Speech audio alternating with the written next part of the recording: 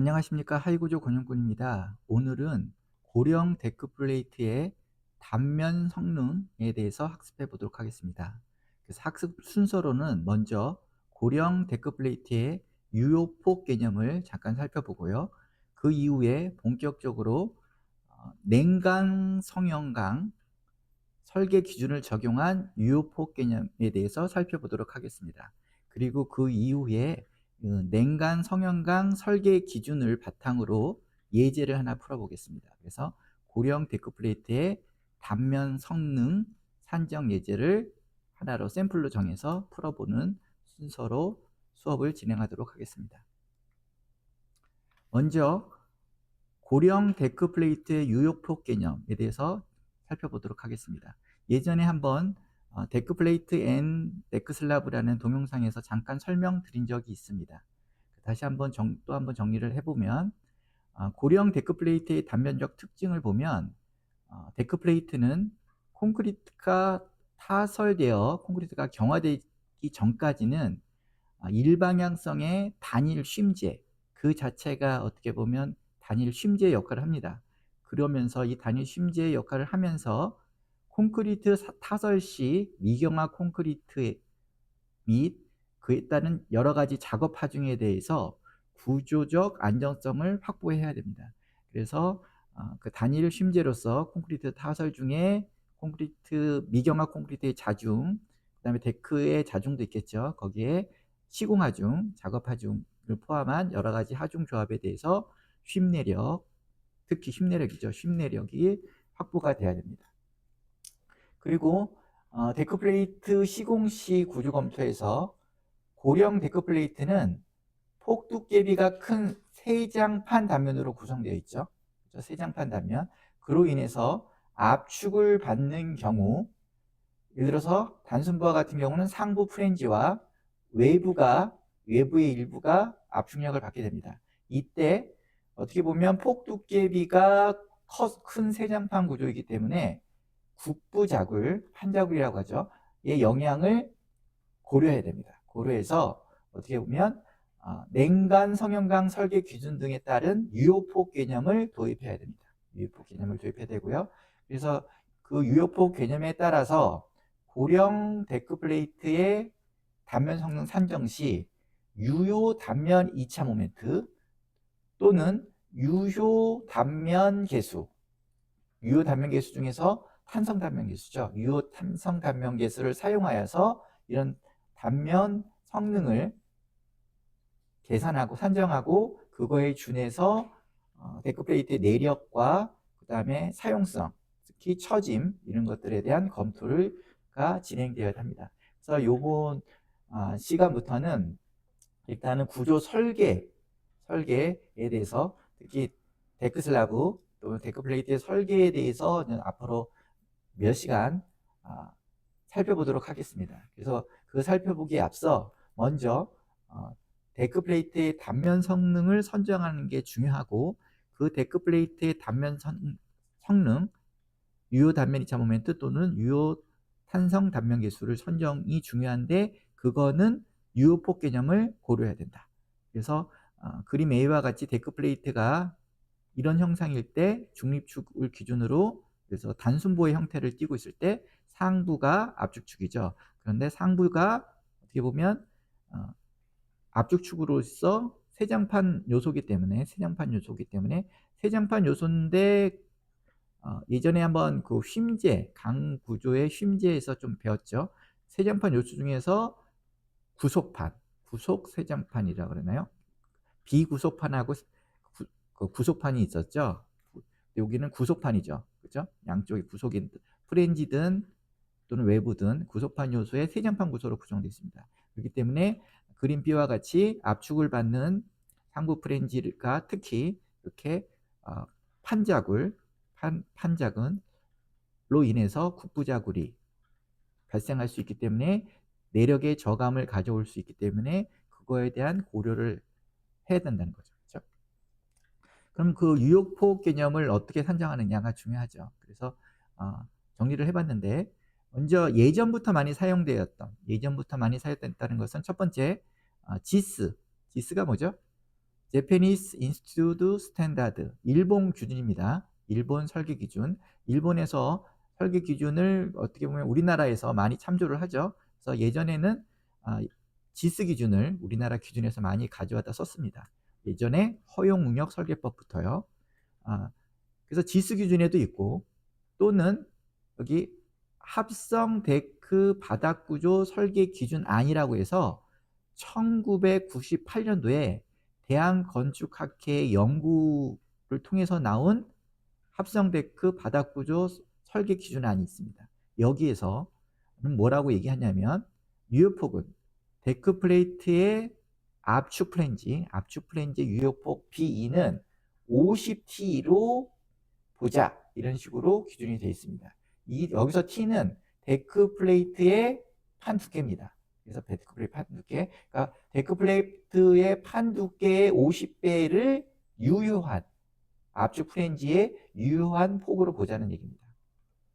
근데 그 근거는 뭐냐? 그 근거는 예전에 또 초창기죠. 1998년도에 나와 있는 제정된 강구조 계산 규준 및 해설집에 의하면, 예전 초창기 허용응력 설계법에서 강구조에서 어떤 얘기를 하고 있냐면, 강구조 압축재의 구속판 요소, 그렇죠? 구속판 요소의 경우 지금 데크 플레이트의 프렌지나 외부가 이에 속한다고 했죠. 비구속판이 아니라 구속판 요소의 국부자굴이 생기지 않는 판폭 두께비는 그 당시 어떻게 제한을 했냐면, 74를 뭐로 나눈 거? 루트 FI로 나눌까? 그래서 판폭 두께의 한계를 이렇게 정했습니다. 그래서 요 정도의 이하로, FI는 항복 강도죠. 이하로 판폭 두께비를 제한을 하면, 그죠? 판폭 두께비를 작게 만들면 국부자굴이 생기지 않는다, 이런 식으로 기준이 있는데, 요거를 기준으로 그 당시 데크 플레이트의 표준 강종은 SDP 또는 뭐 SGC라고 해서, 그 당시 항복 강도가, 그 당시에는 지금같이 SI 단위를 쓰지 않고 MKS 단위를 썼습니다. 그래서 항복 강도가 그 당시 단위로 보면 2.1톤 포스 퍼 센티미터 제곱 또는 2.4톤 포스 퍼 센티미터 제곱 정도를 데크 플레이트의 강제로 많이 사용을 했습니다.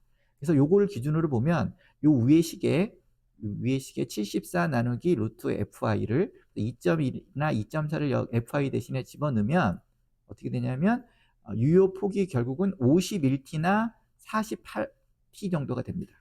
그래서 요거를 그럼 대충 평균값으로 하면, 평균값을 준용하면 한 50T 정도가 나오기 때문에, 그러면 요거에 준해서 50T 정도를 데크 플레이트 압축 프렌지의 유효 폭으로 하자, 그래가지고 설계에 적용을 했습니다. 초창기 때. 이거는 또 일본에서도 그렇게 적용을 했었고요.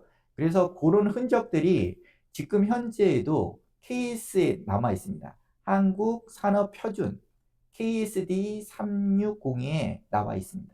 그래서 이게 하나의 데크, 예를 들어서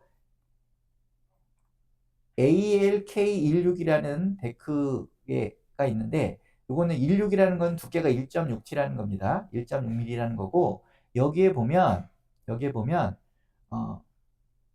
단면적, 이 데크의 단면적 또는 중립축, 그리고 단면 2차 모멘트, 단면 계수값을 미리 산정해서 제시를 하고 있습니다. 이때 두 종류로 나눠서 정리를 하고 있는데, 여기 보면 전단면, 그러니까 전체 단면에 대한 단면 2차 모멘트 또는 단면 계수도 정해주고 있고요. 그 다음에 여기 50T라고 있죠.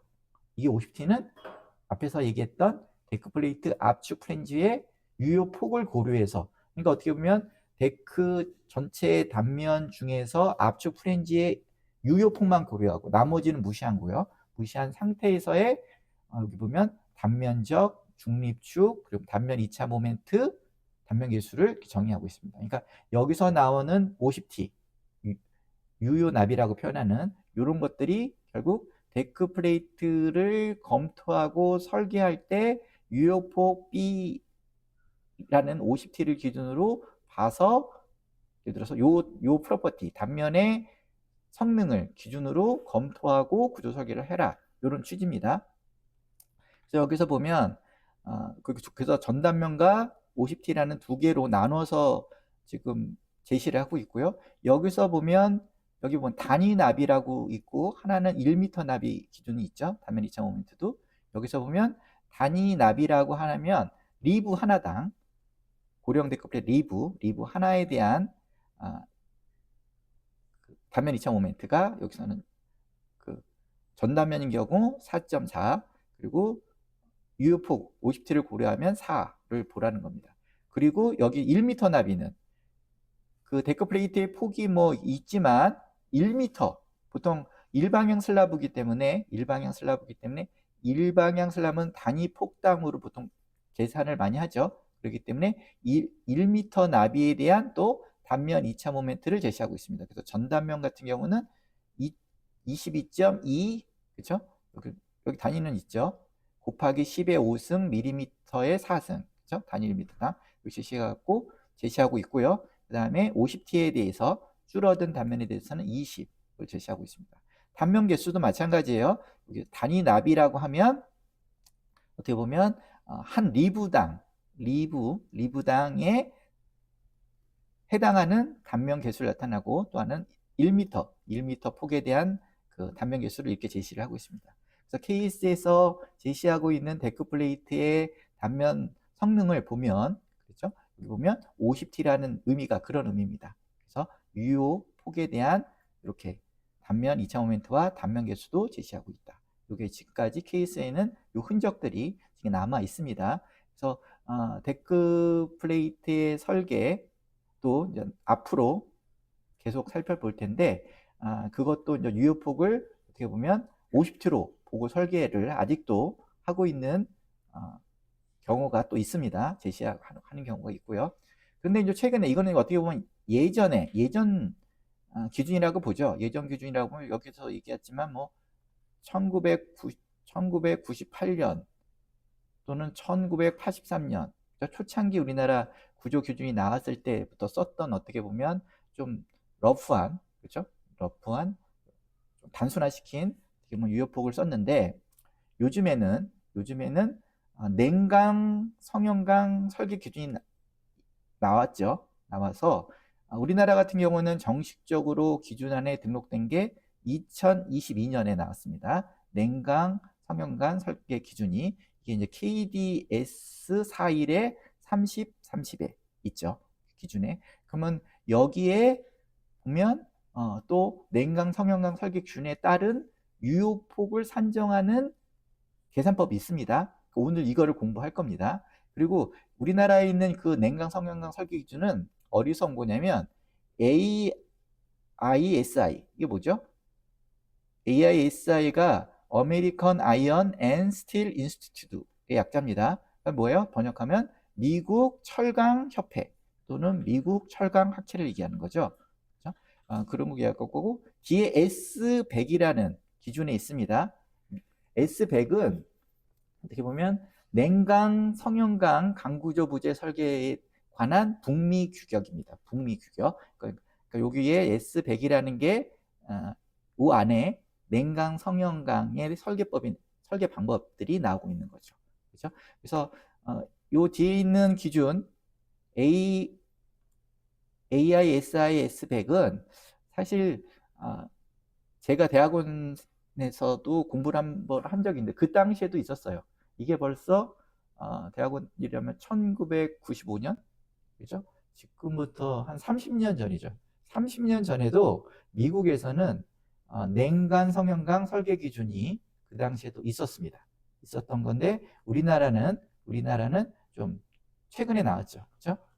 2022년에 그거를 받아들여서 나왔기 때문에 제정이 됐기 때문에 정식적으로 그 안이라는 것은 그 전에도 물론 있었습니다. 근데 그건 안에 불과했던 거고 설계 안에 불과했던 거고 그래서 어떻게 보면 우리나라에서 지금 있는 냉강 성형강 설계 기준이나 AISI S100이나 거의 같다고 보시면 됩니다. 보시면 되고요. 그래서 오늘은 오늘은 이 냉각 성형강 설계 기준을 적용해서 유효폭을 산정하고 그 유효폭에 따라서 단면 성능, 단면 2차 모멘트, 그 다음에 탄성 단면 계수를 선정하는 방법을 한번 살펴보도록 하겠습니다. 그래서 보면 지금부터 이제 설명하는 것들은 계속 설명드리면 우리나라 코드에도 있고요. 그 다음에 AISI S100에 나오는 기준입니다. 그래서 요거를 하나 첫 번째 먼저 압축 응력을 받는 프렌지 압축 응력 여기서는 그 지스 기준 일본 기준에서나 우리나라 초창기 기준에서는 얼마를 썼다 그랬죠? 50T 그죠? 50 티크니스의 50T만 유효폭으로 보고 나머지는 무시했다 그랬죠? 그런데 여기는 이제 계산 방법이 좀 다릅니다. 계산 방법이 다르고요. 그래서 요거는 참고로 한국강구조학회에서 나온 2016년에 나온 합성 구조 설계 매뉴얼에 나와 있는 내용입니다. 참고로 말씀을 드리면. 그래서 여기도 보면 표가 보면 유효 단면 산정식이라 그래서 AISI S100을 참조를 했다고 했죠. 그렇죠? 참조를 했다는 거고요. 그래서 이런 것 같은 경우는 어떻게 푸냐? 여기 보면 요소는 압축 응력을 받는 프렌지. 그렇죠? 압축 응력 그림과 같은 압축 응력을 받는 프렌인데 여기서 살펴볼 것은 여기에서의 프렌지 폭 W라고 쓴 거죠.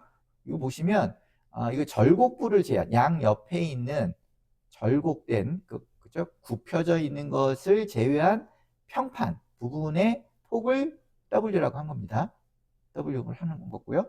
이 중에서 어떻게 보면 빗금친 부분, 예를 들어 계산을 해서 빗금친 부분만 유효한 폭으로 고려를 하고, 그렇죠? 나머지는 가운데 부분을 무시한다. 그래서 양쪽의 빗금친 부분이 반반이니까 2분의 B, 2분의 B라고 쓴 거죠. 그래서 여기서 B는 유효폭을 말합니다. 그렇죠? 유효폭. 그래서 유효폭 B와 그 응력 상태에 대해서 지금 보여주고 있는 그림이고요. 본격적으로 살펴보면 일단 강도 산정용 유효폭 계산 방법이 있고요. 사용성 검토용 유효폭 계산 방법이 따로 있습니다. 그래서 먼저 강도 산정을 할 때, 강도, 예를 들어서 휨 내력을 평가를 할 때, 그렇죠? 휨 내력, 휨 강도, 그렇죠? 휨 모멘트 강도, 뭐 이렇게 표현을 하죠. 이런 거를 평가를 할 때는 이 B 뭐라 그랬죠? 유효폭이에요. 유효폭. 압축 프렌즈의 유효폭은 어떻게 잡냐? 여기 보면 두 종류가 있습니다. 일단 람다라는 게 세장계수예요. 세장계수가 있는데 람다가 0.673 이하인 경우에 그 람다가 세장계수인데 작아. 그죠? 0.673보다 같거나 작으면 이때는 유효폭을 이 전체 폭 W라고 그대로 봅니다. 그래서 보면 전 단면을 그냥 다 유효폭으로 보는 거예요. 여기서 무시하는 단면이 없다는 거죠. 그렇죠? 무시하는 단면이 없는데 요 세장계수가 0.673을 초과하게 되면 그때 B는 로우 곱하기 W가 됩니다. 그래서 로우는 당연히 1보다 작은 값이죠. 그래서 여기서는 이런 경우에는 유효폭이 이 전체 W보다 작아지는 거죠. 그래서 작아지는 거죠. 여기서 다시 한번 정리하면 B는 유효폭을 얘기하고 W는 절곡부를 제한 평판폭을 얘기합니다. 평판폭을 얘기하고요. 그 다음에 여기서 줄어드는 값, 1보다 작은 로우 값은 국부 감소계수라고 부릅니다. 한국말로 국부 감소계수라고 부르고 이거는 어떻게 계산이 되냐? 여기 보면 요 뒤에 식이 있죠. 람다를 갖고 있는 식, 람다. 근데 이 람다가 뭐죠? 람다를 갖고 있는 식으로 로우 값이 결정이 되는데 이때 람다는 세장계수로서 이렇게 표현이 됩니다. 루트 그 FCR 분의 스몰 f. 그렇죠? 여기서 위에 있는 스몰 f는 압축 요소의 응력을 나타내고 이때 데크플레이트 같이 쉼제인 경우에는 그렇죠? 쉼제의 압축 프렌지가 되는 거죠. 이때는 F를 FI 항복 강도를 적용하라는 겁니다. 그렇죠? 그러니까 데크플레이트의 항복 강도를 적용하고 그 밑에 분모 대문자 FCR, CR은 크리티컬이라는 뜻이죠. 크리티컬, 임계. 그렇죠? 어떻게 보면 이거는 뭐냐면 임계 판자구 능력이라고 표현할 수 있죠. 그렇죠? 그러니까 우리가 오일러 공식을 옛날에 기둥할 때 한번 배운 적이 있는데, 더듬어 보면 오일러 공식은 어떻게 하죠? 눌렀을 때 옆으로 밴딩하면서 자굴이 되죠. 그죠? 전체 버클링이 일어나는데, 요거는 그때 이제 기둥 같은 경우는 일방향성 버클링이 일어난다고 봅니다. 그게 1차 모드로 버클링이 되기도 하고 2차 모드로 되기도 하고 3차 모드로 되기도 하는데, 판 같은 경우에는 이 판은 어떻게 보면 압축 프렌지가 이 상태에서 압축력을 받는 거죠. 그러니까 기둥과 같은 역할을 하는 거예요. 그런데 그거와 다른 것은 이방향성이다. 왜냐? 양쪽 사이드가 외부에 의해서 구속돼 있잖아요. 그렇죠? 그래서 이거를 구속판 요소라고 부른다고 그랬죠. 비구속판 요소가 아니라 양쪽이. 그래서 구속판 요소로서 양쪽이 뭔가 구속돼 있는 상태에서 압축을 받는 형태로 일어나기 때문에 이게 국부자굴들은 여기서 이방향성의 판자굴 형태로 발생을 합니다. 그래서 대문자 FCR, 임계 판자구 능력은 어떤 식으로 공식이 형성이 되냐면 이렇게 공식이 형성이 돼요. 이렇게 형성되는데, 여기서 보면 분모에 있는 파이 제곱 2는 파이 제곱은 3.14고요.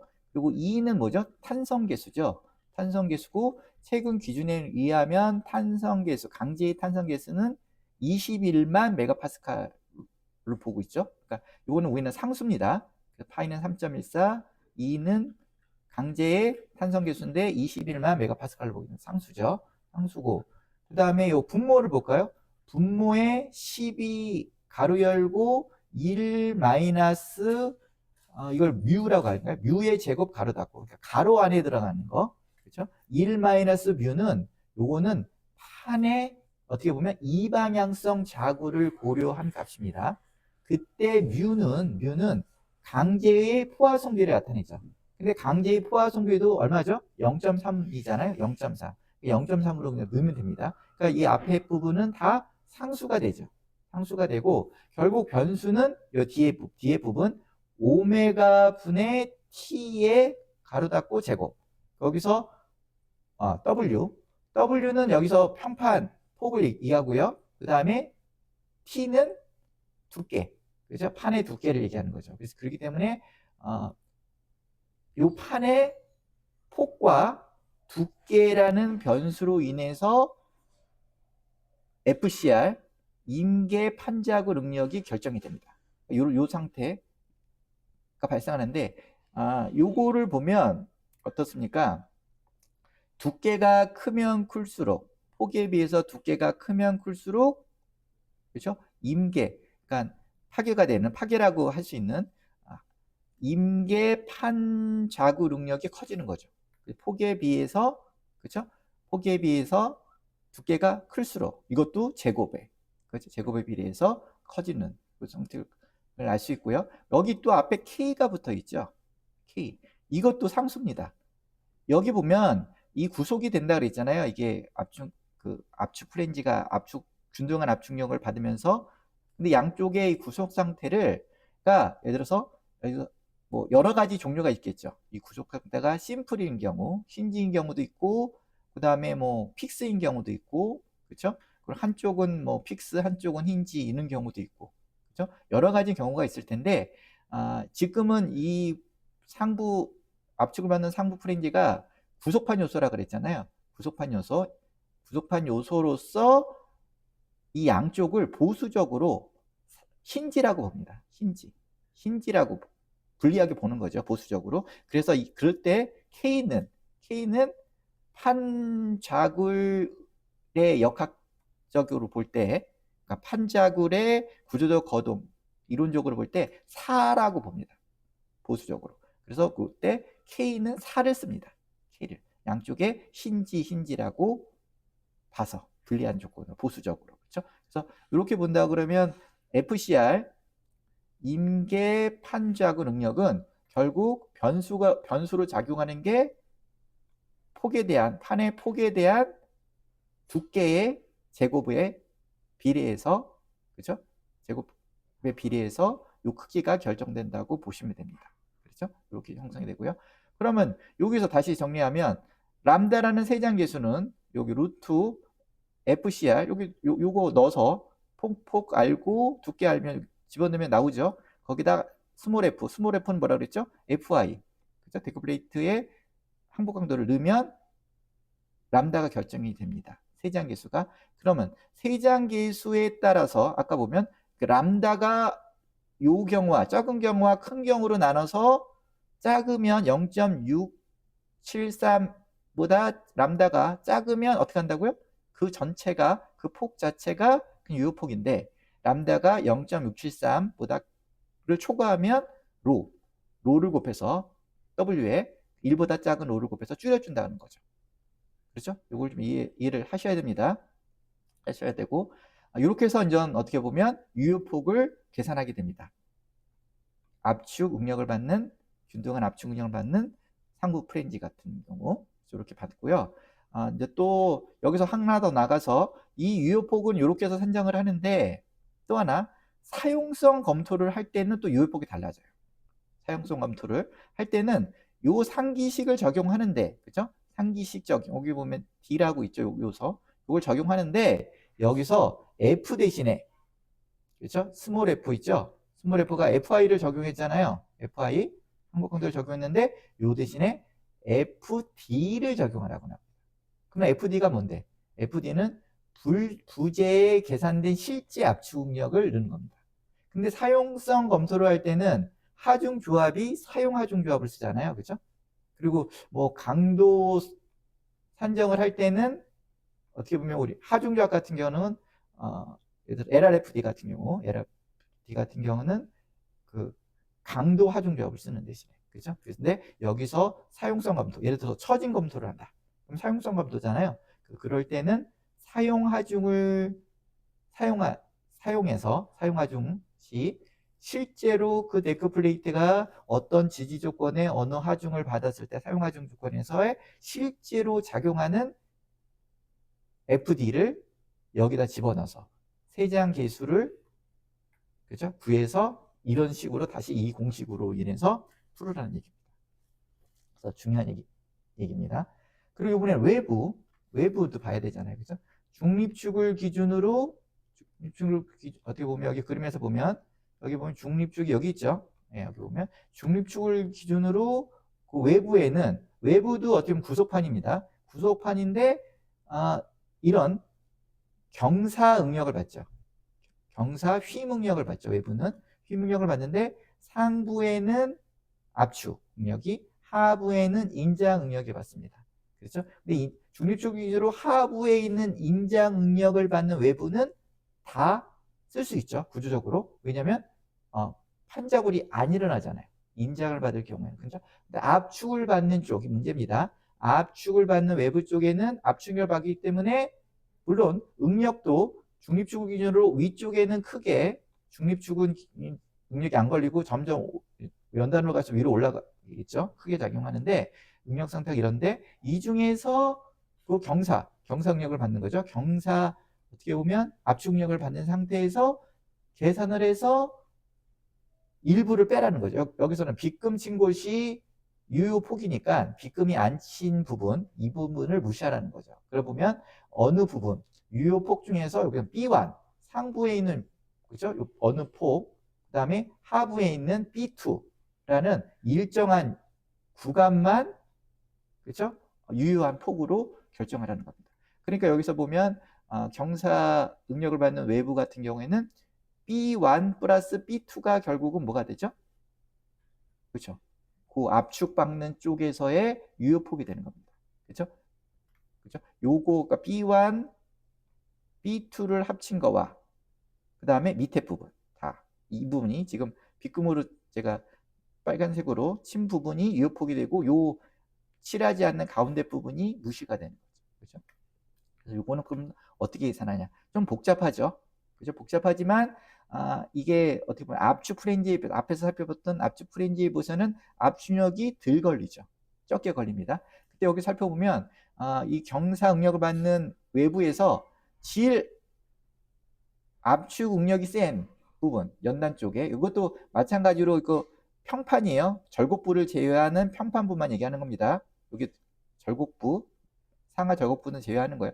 여기에서의 최대 압축 응력을 F1이라고 그러고요. 요 상태에서의 또 인장력의 연단, 요거를 우리는 여기서는 F2라고, 스몰 F2라고 정의를 하고 있습니다. 이렇게 정의를 하고 있고요. 요 상태에서 또 하나 보면 밑에 그림도 먼저 볼까요? 여기서는 또 보면 B0라는 기호를 주고 있는데 B0는 뭐죠? 상부 프렌지의 끝단에서 끝단까지. 아까 앞에서는 절곡부를 제한 평판부만 얘기했었잖아요. 근데 이거는 B0는 전체. 그리고 H0라고 있네요. H0도 외부 부분의 끝단에서 끝단까지의 거리입니다. 그렇죠? 이거 참조로 아시고요. 이런 상태에서 이제 또 식이 어떻게 전개되는지 살펴보도록 하겠습니다.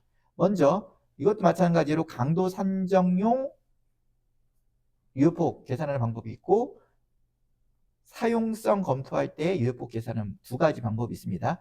이것도 마찬가지로 강도를 먼저 계산하고 여기에 사용성 검토할 때는 조금 조작을 하면 돼요. 그래서 강도 검토할 때는 어떻게 하냐? 1번 경사 응력을 받는 외부의 경우 F1은 압축, F2는 인장. 보였죠? F1은 압축, F2는 인장일 때 여기 K 이거 뭐라 그랬죠? 판자골 계수라고 불렀나요? 앞에? 그렇죠? 판자골 계수 K는 외부는 좀 숫자가 바뀌어요. 아까 저기 압축 프렌즈는 K 이꼴을 4라고 부르기로 결정했잖아요. 그렇죠?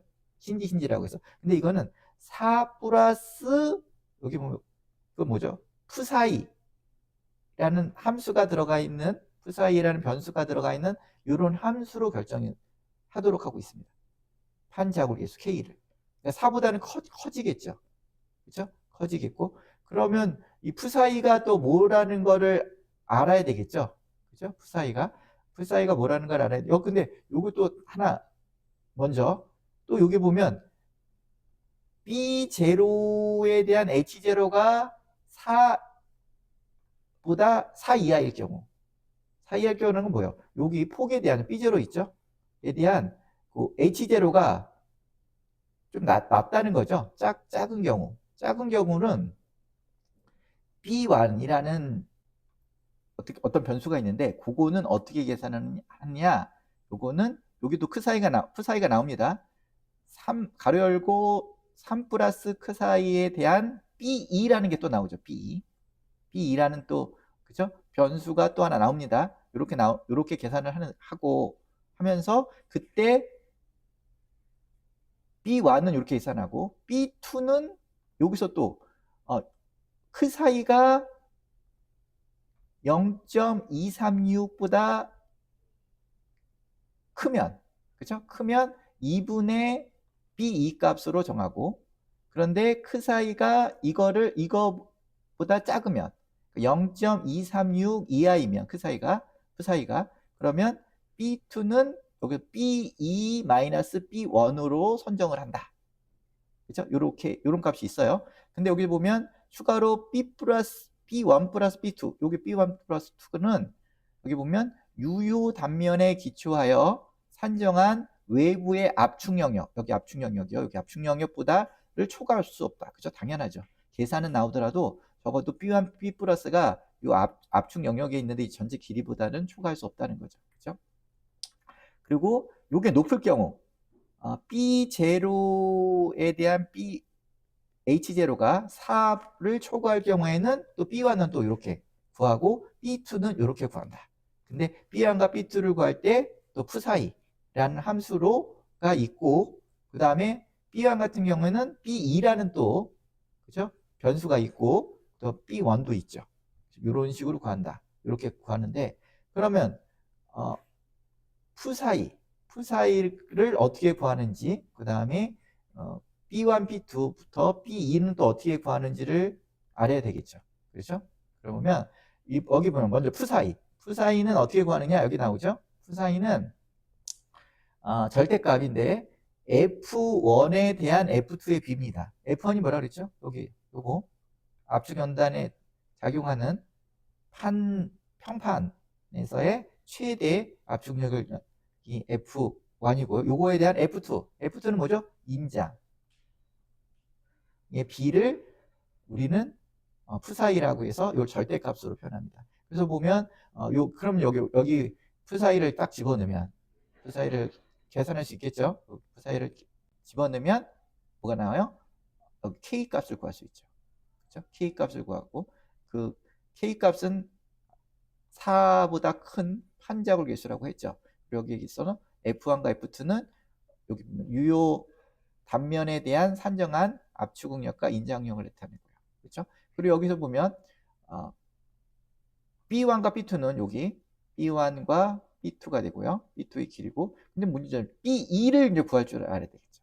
B2가 그렇죠? 여기 보면 B1도 알고 B2도 알고 이제 B2만 알면 어떻게 보면 다 구할 수 있는 거잖아요. 그렇죠? 다 구할 수 있는 거죠. 그러니까 B2를 구한다. 근데 B2가 좀 복잡해요. 여기 보시면 식 4.3.5b 4.3.5b가 어떨 거죠? 요거네요. 그죠? 그죠? 4.3.5b의 판자굴 개수 K와 요거를 쓰는 거예요. 여기서 나오는 푸사이를 알기 때문에 K를 구할 수 있겠죠? 그러면 K를 여기서 구하는데 이거를 어디다 집어넣어서 쓰느냐? 앞에 우리 공식 배웠죠? 앞에 요거 여기서 K값 그렇죠? 여기다 집어넣는 겁니다. 그렇죠? 여기다 집어넣고 여기다 집어넣어서 다시 풀어보는 거예요. 또는 여기 보면 압축 응력을 받는 프렌지식에서 그러니까 앞에 지금 보여준 게 압축 응력을 받는 프렌지식에서 F 대신에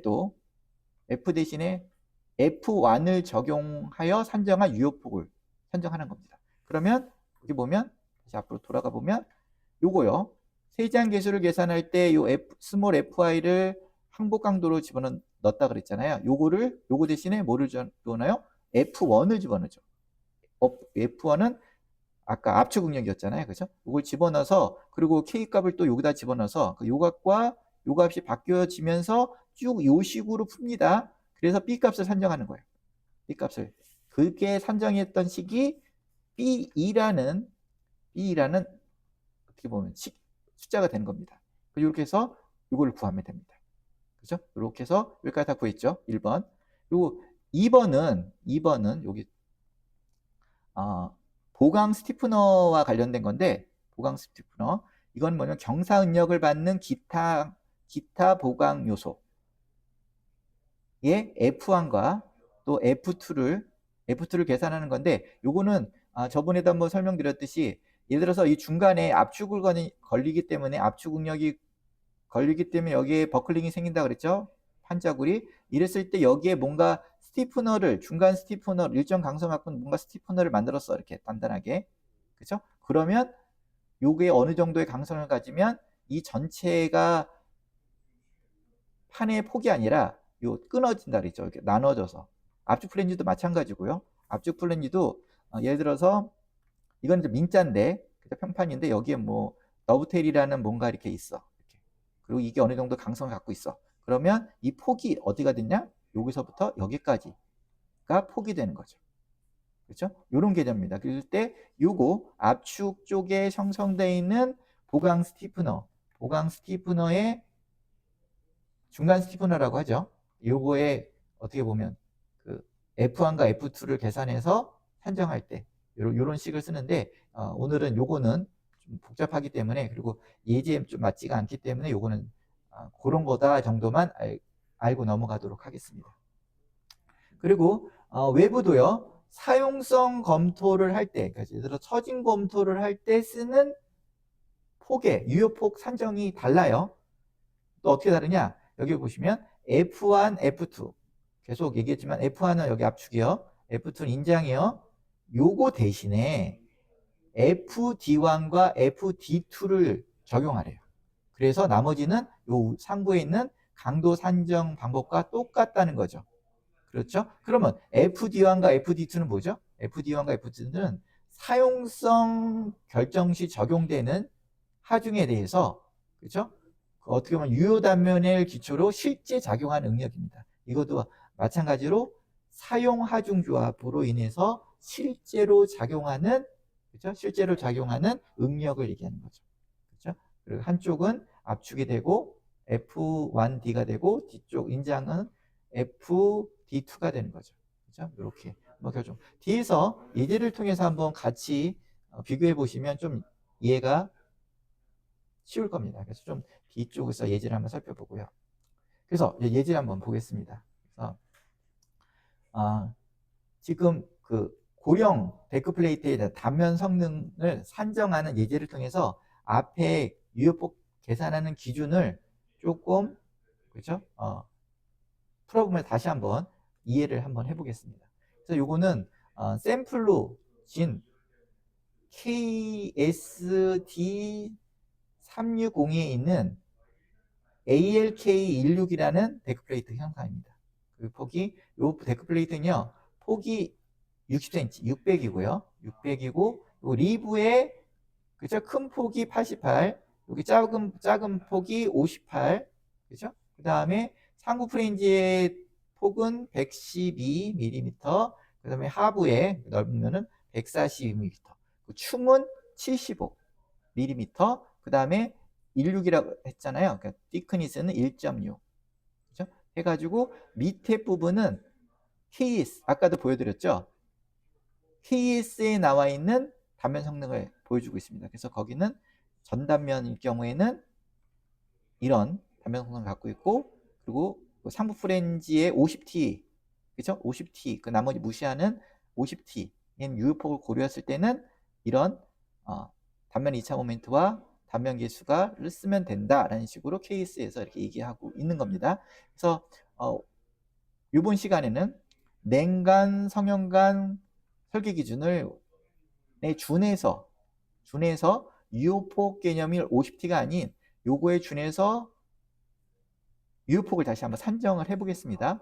요 단면의 상부 프렌지와 외부를, 그렇죠? 뭐 인장 부분은 필요가 없잖아요. 그죠? 인장 부분은 버클링이 안 일어나니까. 그래서 단면 2차 모멘트와 단면 계수를 한번 실질적으로 앞에 배웠던 기준에 준해서 배우도록 하겠습니다. 그래서 이런 것들, 계산하는 것들에 대해서 예전 동영상 중에서 강구조 힘제의 단면 계수라는 동영상이 있습니다. 그래서 여기서 좀 자세히 설명드렸는데, 그때 이제 단면 계수도 두 종류가 있다 그랬죠. 탄성 단면 계수와 소성 단면 계수가 있다고 했습니다. 그렇죠? 그리고 탄성 단면 계수는 탄성 중립축을 기준으로 산정하는 거고, 소성 단면 계수는 소성 중립축, 동일 면적축이라고 했죠.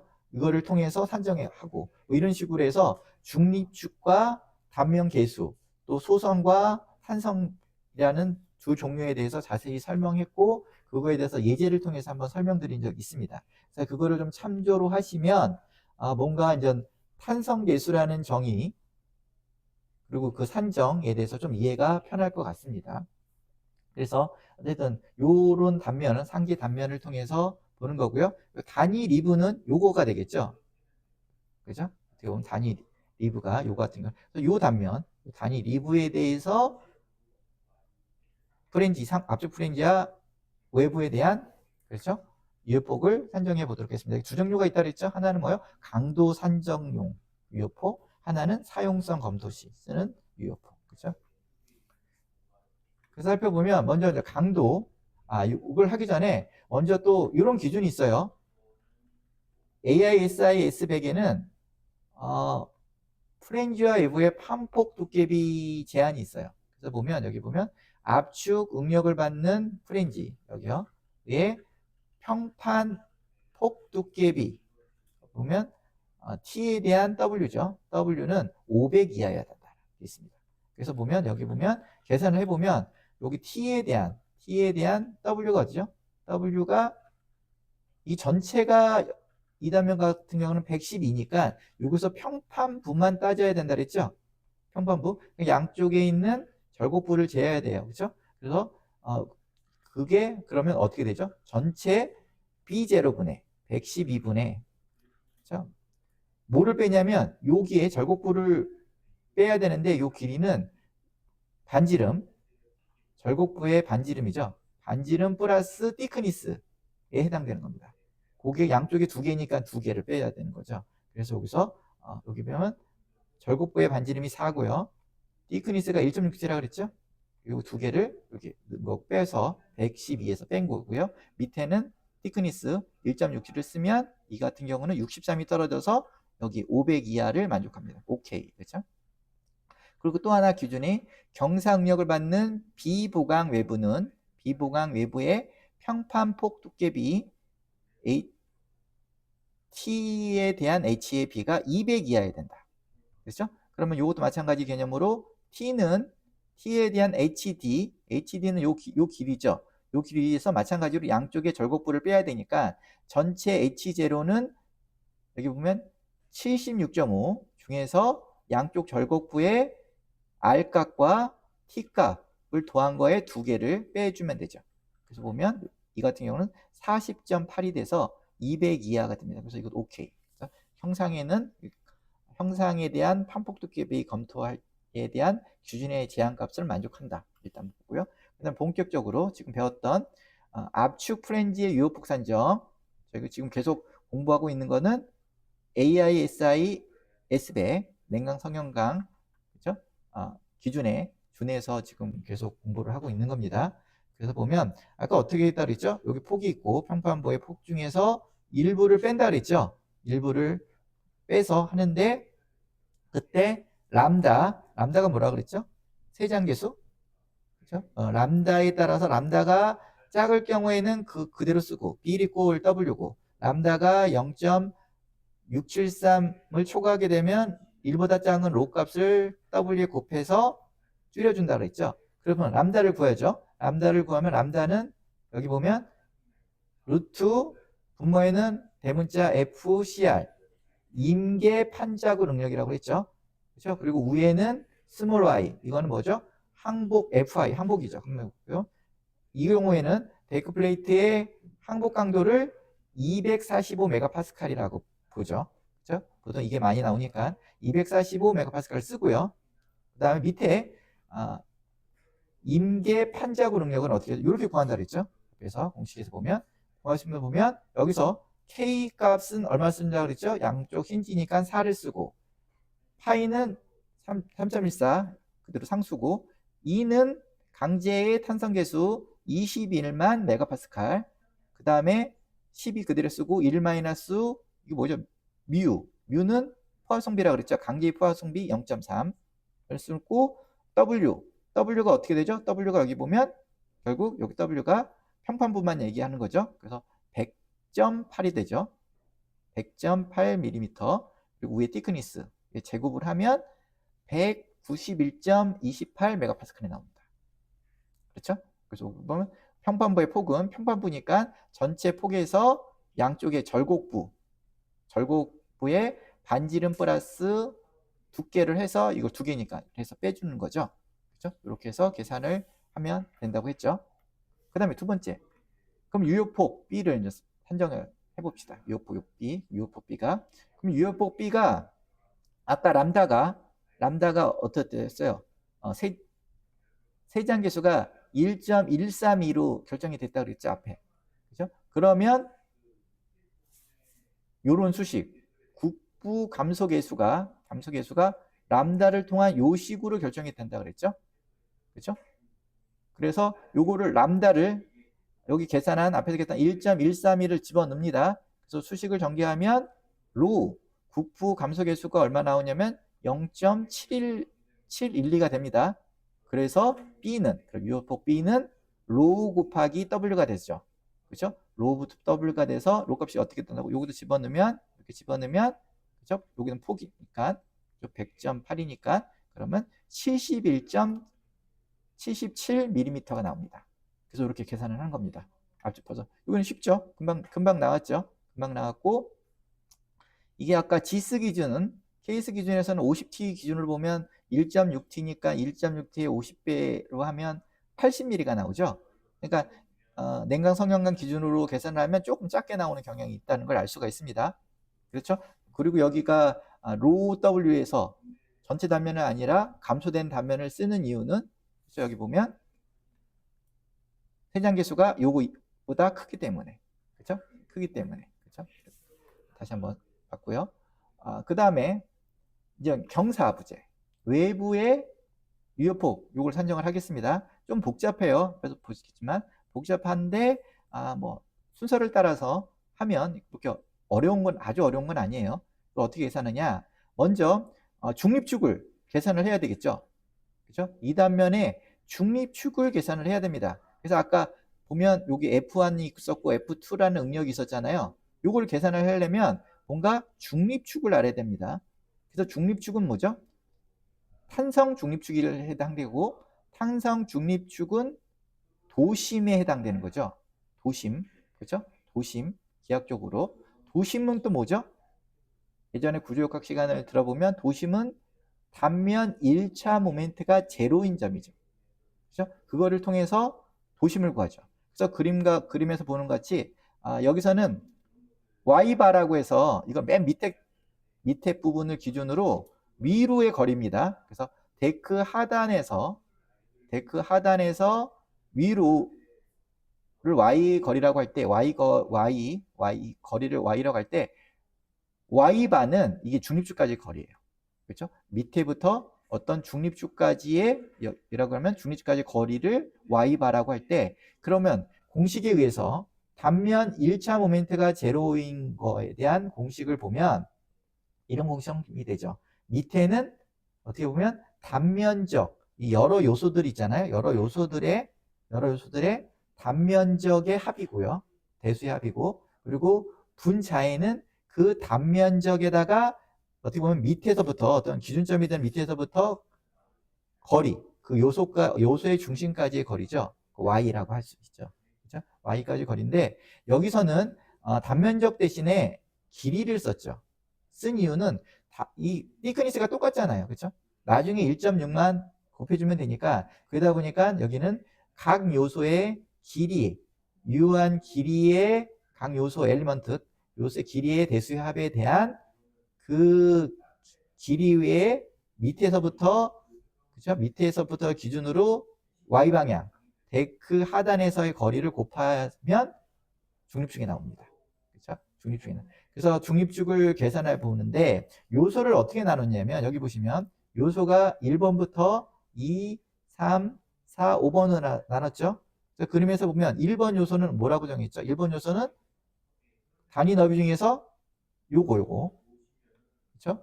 하부 프렌지, 단위 너비에 대한 하부 프렌지를 얘기하고, 2번은요. 2번은 외부네요. 그렇죠? 외부. 외부 두 개잖아요. 그 다음에 3번은 뭐죠? 3번은 프렌지 3번. 그렇죠? 그 다음에 4번은요. 4번은 여기 절곡부 두 개 있죠? 상부 프렌지에서 나오는 절곡부. 그 다음에 5번은 여기 하부 쪽에 절곡부. 이렇게 해서 구분을 했고요. 그래서 중립축을 구하기 위해서 먼저 각 1번, 2번, 3번, 4번, 5번의 길이를 구한 겁니다. 여기에 맞춰서 요걸 구하기 위해서 여기도 길이 있죠. 그렇게 하면 1번 요소는 하부 프렌지가 두 개잖아요. 그래서 2 곱해서 그죠? 길이를 구했는데 요게 29에서 요 절곡부를 빼야 되니까 여기는 뭐죠? 두께 더하기 곡률 반지름을 빼준다 그랬죠? 그래서 46.8mm가 나온 거고요. 2번도 이런 식으로 구한 겁니다. 2번도 이런 식으로 구하는데 여기면 피타고라스 정의가 나오네요. 요 밑변의 길이니까 그렇죠? 요 폭이 150 되나 봐요. 플러스 높이가 75니까 75의 제곱 루트. 피타고라스 그럼 밑변이 나오잖아요. 거기서 뭐를 빼줬죠? 이것도 양쪽에 절곡부 곡면상의 그걸 빼줘서 두 개를 합친 거죠. 그래서 이렇게 나온 거고요. 그 다음에 3번은 어떤 거죠? 상부 프렌지 평판부. 이것도 마찬가지로 구할 수 있죠. 여기서 절곡부를 양쪽을 빼주니까 이렇게 구할 수 있고, 그 다음에 4번도 절곡부에 대한, 그리고 5번도 똑같죠. 절곡부에 대한 것을 이렇게 구한 겁니다. 그래서 4번과 5번은 일단 같다고 본 거고요. 약간 아주 정밀하게 구하기는 어렵지만 그래도 약산으로라도 좀 비슷하게 근접하게 구할 수 있습니다. 그리고 그 요소에 대한 데크 하단에서의 거리 y를 이렇게 표시를 하고요. 그러면 요거를 두 개를 곱하면 길이에다가 y를 곱하면 요 식이 되겠죠. 그렇죠? 그러면 요거를 통해서 위에 게 요걸 다 더하면 11390.2 요게 나오죠. 그렇죠? 그리고 이 길이에 대한 대수압 279.3 하면 중립축이 나옵니다. 그러니까 중립축이 결국 뭐예요? 밑에서부터 연단부터 40.8mm 위에 있는 이쯤이 중립축이라는 거죠. 그렇죠? 그래서 중립축을 구하면 뭐를 구할 수 있죠? 그 다음부터는 그죠? 아까 압축응력 F1과 인자응력 F2를 구할 수가 있습니다. 그렇죠? 그래서 보고요. 그리고 이제 단면이 이거 구하기 전에 단면 2차 모멘트도 구할 수 있어요. 단면 2차 모멘트는 어떻게 보면 중립축이 나오니까 중립축이 앞에서 구했죠. 구했는데 이 중립축을 기준으로 각 요소 1번, 2번, 3번, 4번, 5번의 각 요소 여기도 마찬가지로 아까 여기까지 설명을 했죠. 그래서 이렇게 해서 도심을 구했다 그랬잖아요. 거기에다가 각 요소가 갖고 있는 그 각 요소의 중립축에 대한 단면 2차 모멘트 I 제로가 있잖아요. 그죠? I 제로가 있는데 여기서는 지금 2번 요소 여기 중립축에 걸치는 것만 고려를 했고 나머지 멀리 떨어져 있는 거요. 멀리 떨어져 있는 건 무시를 했습니다. 값이 미미하기 때문에. 왜냐면 중립축으로 어느 단면 예를 들어 이 단면에 있는 단면 2차 모멘트는 어떻게 되죠? 요 자체의 단면 I0 단면 2차 모멘트에다가 플러스 A 요 편심거리 2의 제곱 A2의 제곱이라고 우리가 역학 시간에 배웠죠. 이때 단면적에다가 여기서부터 여기까지 거리가 그렇죠? 요 거리가 2라 그랬죠. 떨어져 있는 거리 2의 제곱을 곱해서 구하는데 그때 사실은 A2 제곱이라는 요 공식이 요게 많은 영향을 미치지 앞에 I0라는 것은 그죠? 요거에 비해서 A2 제곱에서 미세한 값이니까 좀 무시할 수 있다. 뭐 이런 것도 있어요. 그래서 이게 다 무시한 겁니다. 2번 요소를 제한 1번, 3번, 4번, 5번 요소들은 멀리 떨어져 있는 중립축 기준으로 요소이기 때문에 요건 다 무시한 거예요. 그래서 보면 여기 A2 제곱 여기는 2가 결국 중립축을 기준으로 Y죠. Y죠. 그렇죠? Y. 원래는 여기서 중립축을 기준으로 해서 떨어진 거리인데 그렇죠? 여기서는 계산의 편의를 위해서 어떻게 했죠? Y. 여기 Y. 요 하단. 그렇죠? 하단으로부터 떨어진 거리로 평가를 한 겁니다. 평가를 해서 이렇게 단면 2차 모멘트를 일단 냈고요. 그래서 보면 이 중립축에 대한 단면 2차 모멘트는 여기 보면 중립축으로부터 거리를 통한 걸로 계산을 해야 되는데 여기는 밑단을 기준으로 상부로 작용하는 데크 하단부터의 y로 계산을 해야 되기 때문에 여기 보면 면적에 어떻게 보면 길이에 떨어진 거리 y의 제곱을 한 거에다가 요거는 개별 요소의 저거죠. 아까 여기 개별 요소의 단면 2차 모멘트고 여기에다가 뭐를 뺐다. 여기 보시죠. 중립축까지 거리에다가 그렇죠? 뭐 뜨면 아까 A2의 제곱이라고 했잖아요.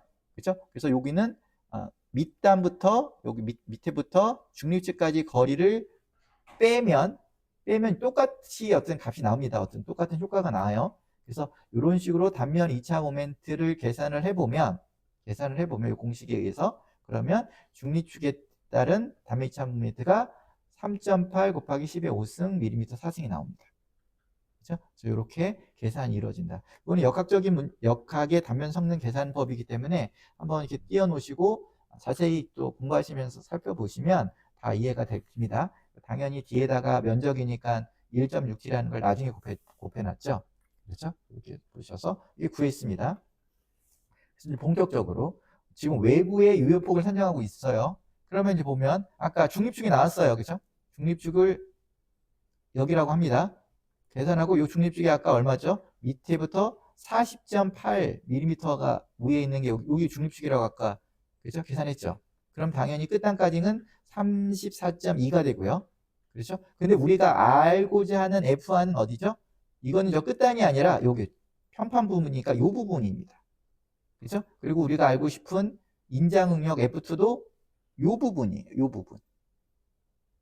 그렇죠? 그래서 우리가 알고 싶은 응력은, 그렇죠? 중립축을, 근데 여기 보면 삼각형이 이렇게 되기 때문에 삼각형의 닮을꼴로 보면 우리는 쉽게 구할 수 있죠. 왜냐면 여기에 보면 인장, 여기가 끝단이, 그죠? 끝단이 항복이잖아요. 여기 보면 중립축이 보면 이 춤의 2분의 1보다 크잖아요. 그죠? 요 밑에가 더 크잖아요. 그러니까 하부가 먼저 항복을 하는 겁니다. 그래서 요 하부 끝단 요 응력을 데크 플레이트의 항복 강도인 245 메가파스칼로 보는 겁니다. 요 값을 알면 그리고 중립축 요 길이도 알잖아요. 요걸 또 알잖아요. 그럼 당연히 F2를 계산할 수 있죠. F2가 계산해 보면 245 메가파스칼보다 좀 작은 값이 되겠죠. 그래서 211.4 메가파스칼이 된 거고요. 그렇죠? F2를 계산할 수 있습니다.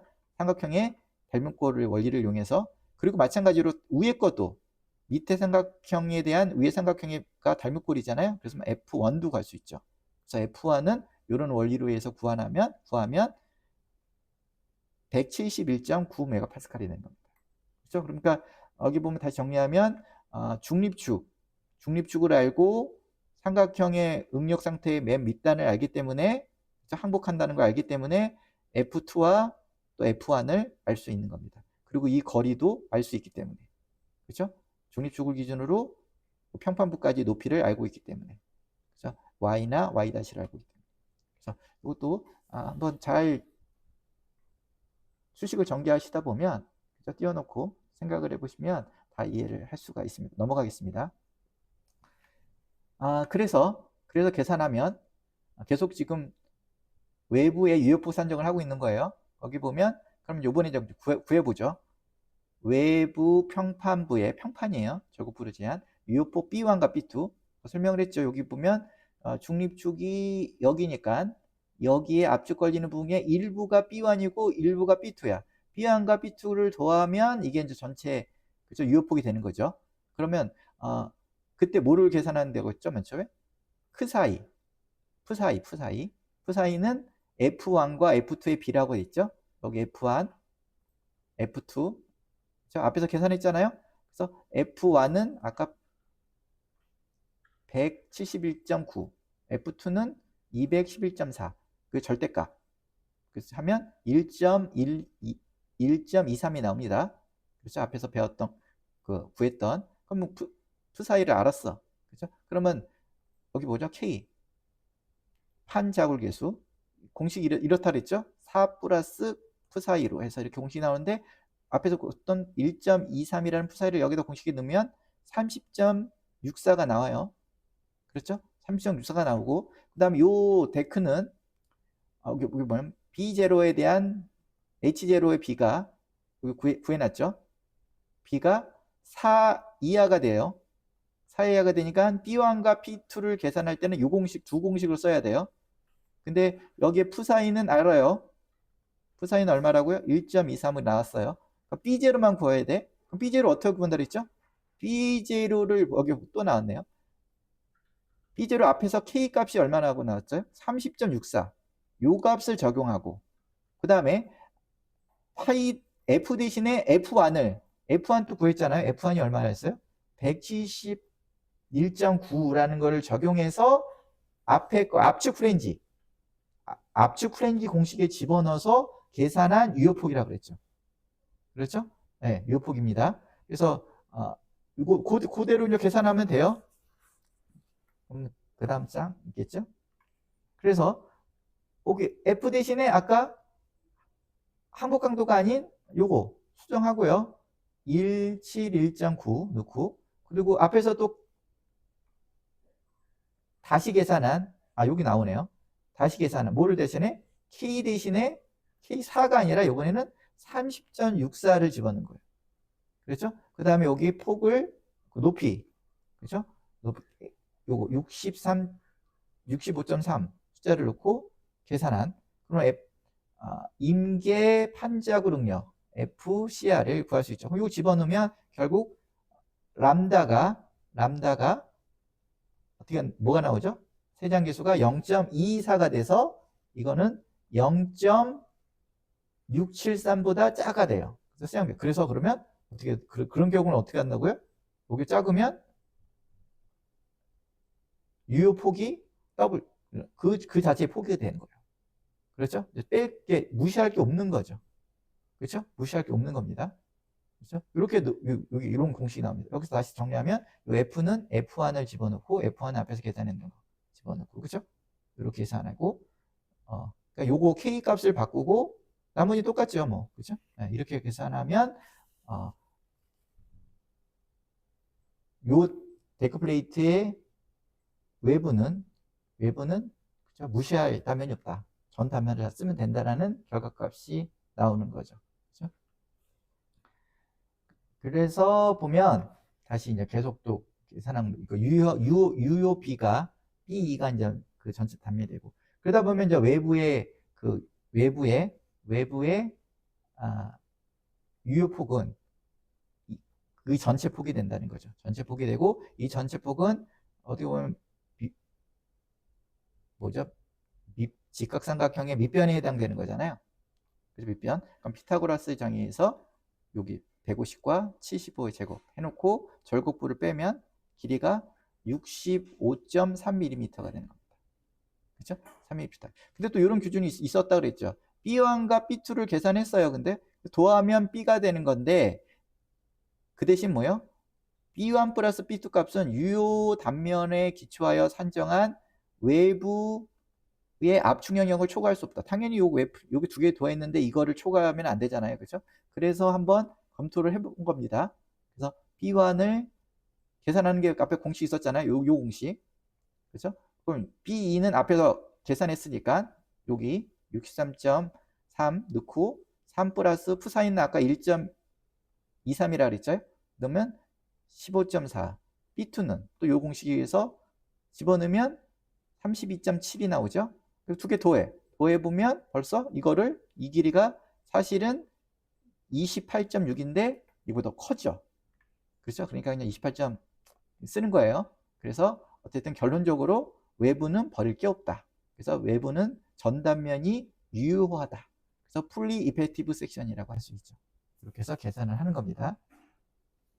그럼 다 나왔어요. 그러면 데크 플레이트의 탄성 단면 개수, 소성 단면 개수 아니에요. 탄성이에요. 탄성.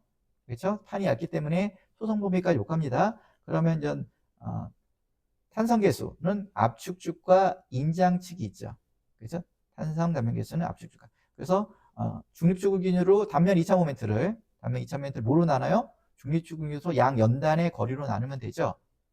그렇죠? 그럼 아까 중립축을 먼저 요것부터 구해놨잖아요. Y바 얼마라겠죠? 40.8. 그래서 단면 2차 모멘트를 3.8 곱하기 15승 앞에서 구했잖아요. 그렇죠? 어디서 구했죠? 단면 2차 모멘트 여기서 구했죠. 그렇죠? 여기서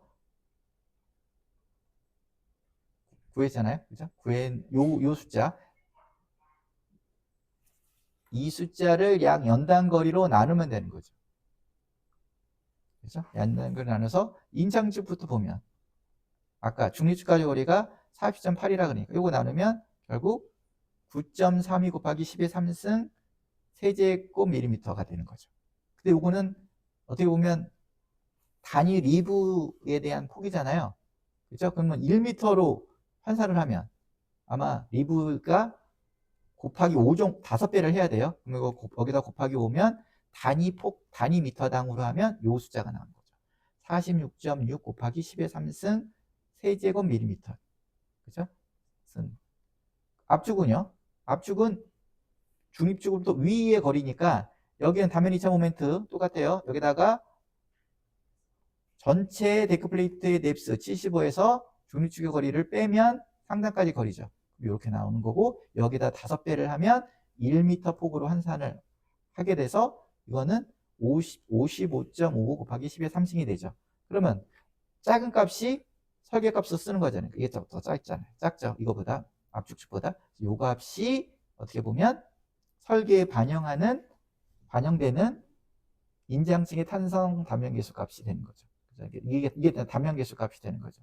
그래서 보면 결론적으로 우리가 지금 구해본 냉간 성형강 설계 기준에 따라서 계산해 보면 뭐 강도 산정용, 여기 중요합니다. 강도 산정용 단면계수를 보면 우리는 여기 보면 단위 나비당은 요 값을 쓰면 되고요. 그렇죠? 그리고 1m당은 1m 나비당으로 보면 요 값이 되는 거죠. 그렇죠? 다 구한 거죠. 구한 거고, 물론 앞에서 이렇게 놓고 할 수 있고, 단면 2차 모멘트, 요게 단면 2차 모멘트니까, 그죠? 이가 단면 2차 모멘트잖아요.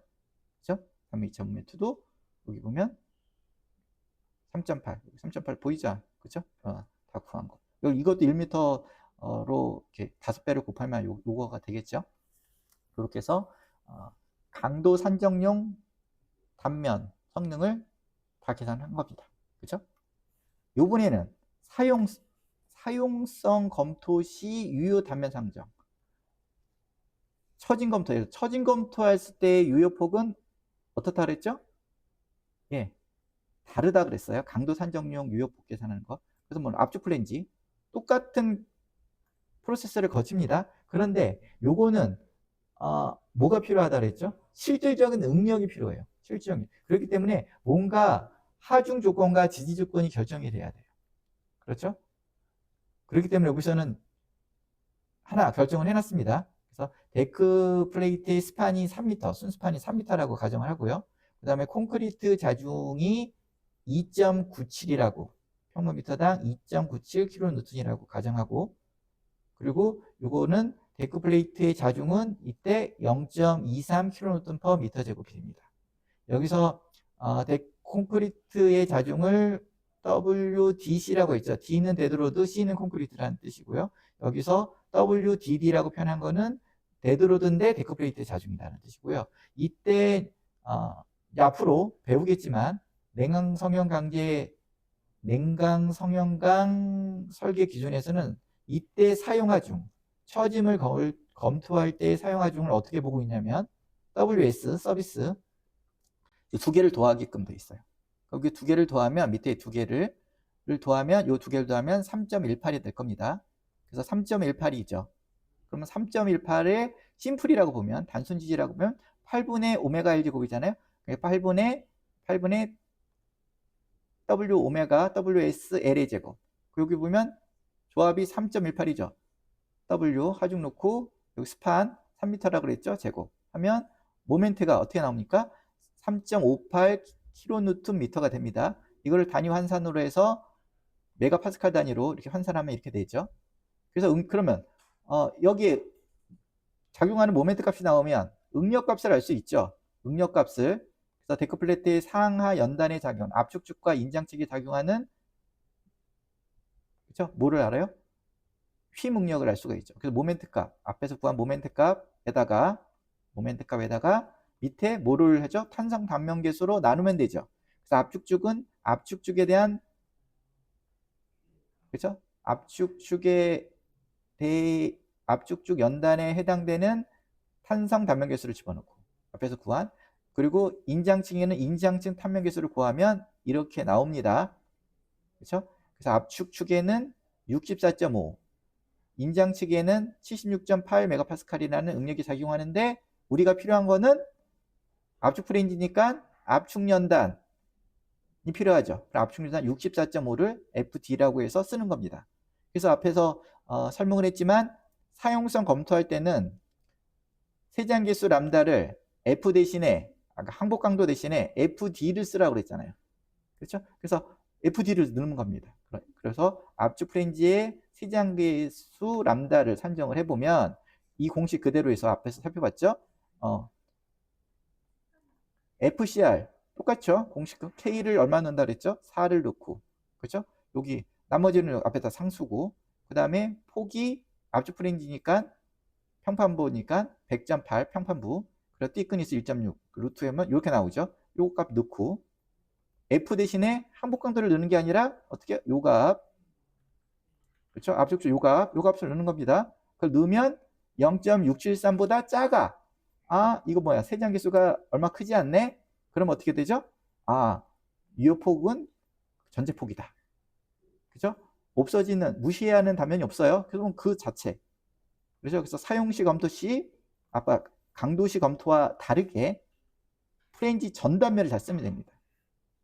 그죠? 무시되는 단면이 없어요. 그래서 좀 달라지죠. 그 다음에 외부도 마찬가지예요. 이 수순을 밟으면 돼요. 근데 어떻게 보여? 사용시 검토 시는 어떻게 한다고 그랬죠? F1, F2 대신에 F1D, F2D를 적용하라 그랬죠. F1D와 F2D는 뭐죠? 실지 응력. 압축이나 인장 측에서 할 수 있는 실지 응력이죠. 그렇죠? 그래서 계산한 겁니다. 그래서 여기 보시면 여기 중립축이 나오니 여기 중립축이 나오고 실지 응력을 계산을 해야 되니, 그렇죠? 실지 응력을 계산하면 아까 그 구했잖아요. 그 연단 쪽 여기와 여기 값을 알았잖아요. 그렇죠? 여기가 여기 값을 알았죠? 그리고 그러면 여기 값과 여기 값도 F1D와 F2D 값을 알 수 있죠? 중립축 거리를 아니까. 그리고 중립축으로부터 여 끝단까지 거리 Y 값과 Y 프라임 값을 알 수 있으니까. 그래서 Y 프라임은 이렇게 계산하고 Y는 이렇게 계산하고, 그렇죠? 계산할 수 있어요. 그러면 또 삼각형의 닮은꼴의 원리를 이용해서 구하면 결국 F1D는 여기 44.6이 되고, 그 다음에 F2D는 67이 됩니다.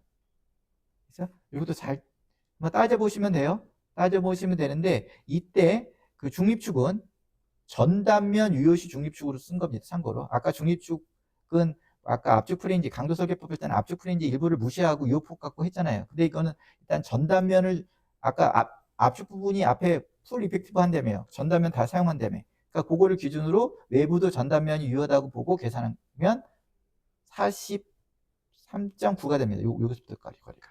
요거만 좀 달라져요. 그렇죠? 그리고 앞에 계산했듯이 그렇죠? 압축 응력과 인자 응력을 알기 때문에 요 값과 요 값을 알 수 있는 겁니다. 그렇죠? 그럼 이제 똑같아요. 또 수순을 또 밟으면 돼요. 경사부재.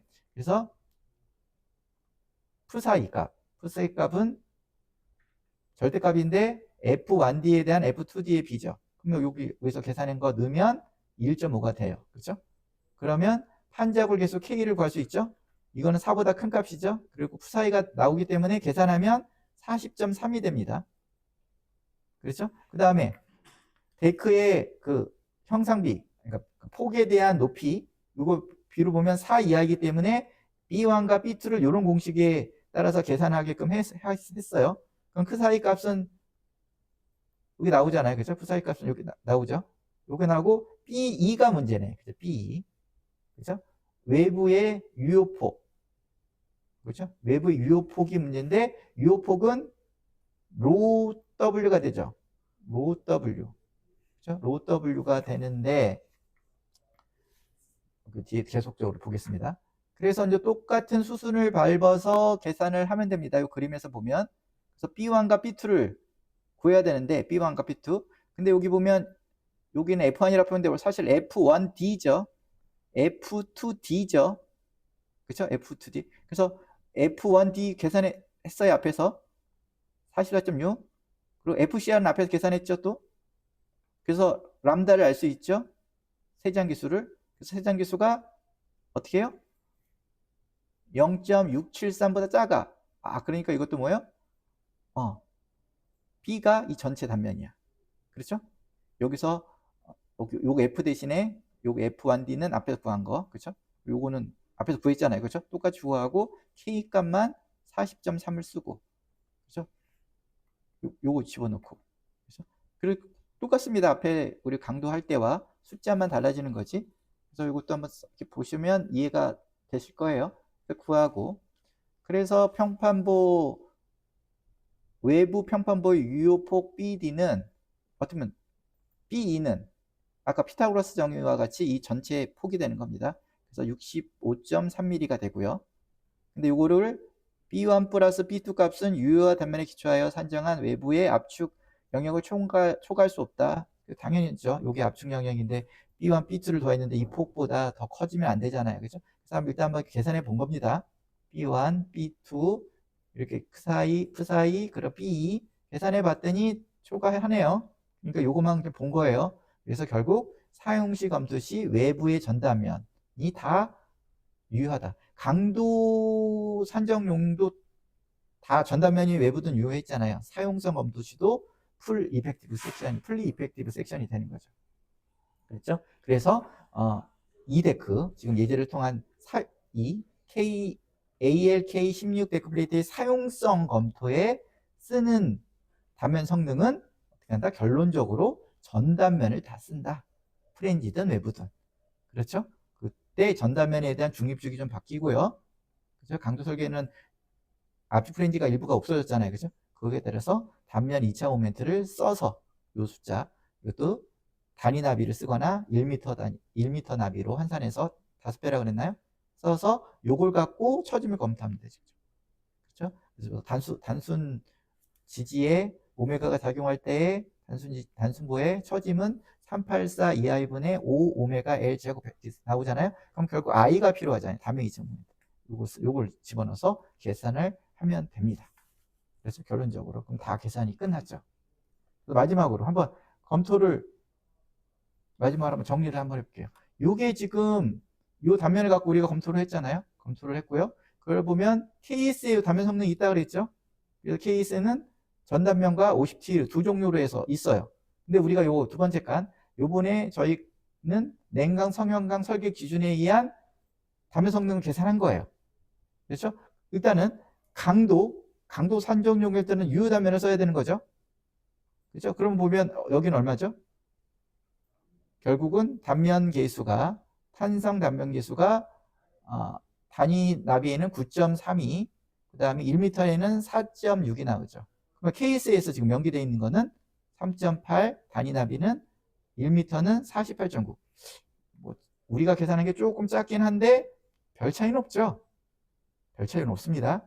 그러니까 우리가 지금 직접 이거는 계산해 본 값이고요. 이거는 그렇죠? 케이스가 계산해서 50T 기준으로 계산해서 계산한 값인데 거의 뭐 그렇죠? 별 차이가 없다고 봅니다. 그리고 우리도 뭐 약산을 좀 했잖아요. 우리도 약산했기 때문에 근사한 값이라고 볼 수가 있고요. 그 다음에 우리가 이 데크에 처진 검토할 때도 어떻게 했죠? 전단면을 써야 된다고 그랬죠. 여기 전단면 파란색. 그렇죠? 그래서 그때 이 중립축은 달라지고 유효 단면보다 그때의 단면 2차 모멘트가 주로 쓰이는데 4.3, 21.5 단위 나비에드는 4.3이 쓰고 1m 나비에드는 20.5가 되는데 이것도 케이스에도 어떻습니까? 별 차이 없죠? 별로 이렇게 차이 나지 않습니다.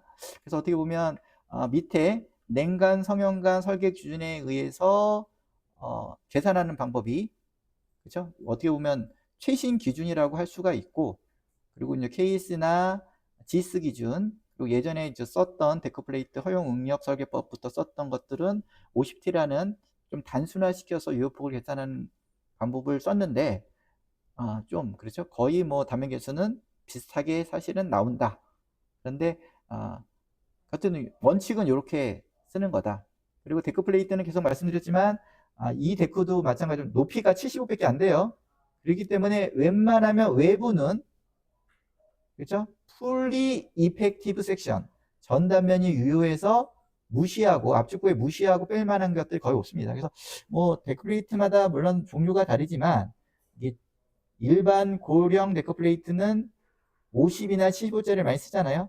이것들은 보통 다 외부는 다 유효한 단면이다. 단지 압축 플랜지만 50T든 또는 냉간 성형관계 기준에 의해서 계산한 단면이든 뭔가 유효 단면이 나온다. 그렇죠? 이런 식으로 좀 정리를 하시면 좋을 것 같고요. 그리고 냉간 성형 강제 설계 기준에 의하면 유효폭이라는 개념도 강도 산정용, 내력 산정용이 따로 있고 그 다음에 사용성 검토, 처진 검토용이 따로 있다. 그렇죠? 그러니까 따로따로 유효폭을 계산해야 된다는 거 유념했으면 좋겠습니다.